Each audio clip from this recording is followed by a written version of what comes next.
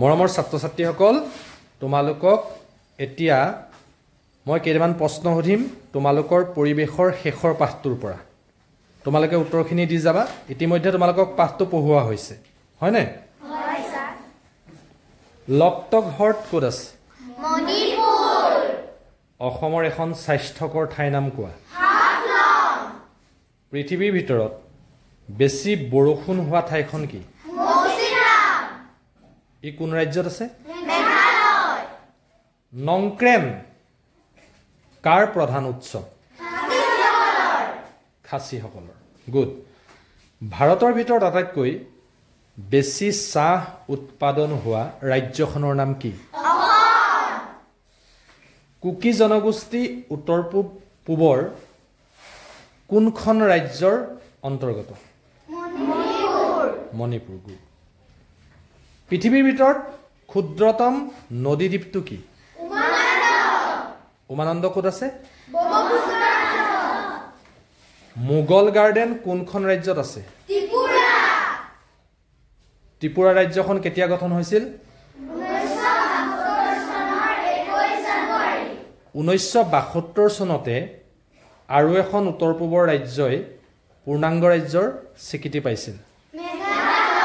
good Arunachal প্ৰদেশে পূৰ্ণাংগ ৰাজ্য হিচাপে কেতিয়া স্বীকৃতি পাইছিল 1987 চনত আৰু এখন ৰাজ্যই পূৰ্ণাংগ ৰাজ্যৰ স্বীকৃতি পাইছিল গুড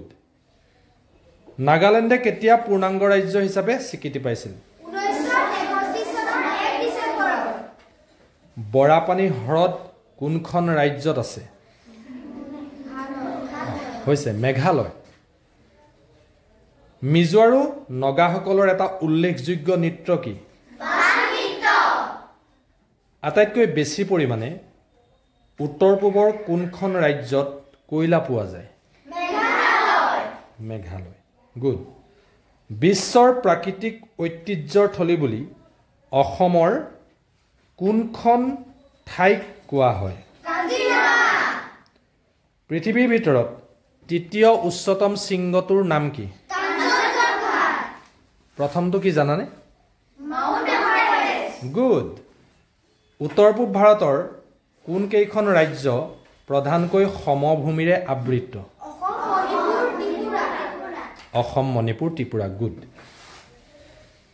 উত্তৰ পূবৰ কোন কেইখন ৰাজ্যৰ লোকসকলৰ প্ৰধান উৎসৱ বৰদিন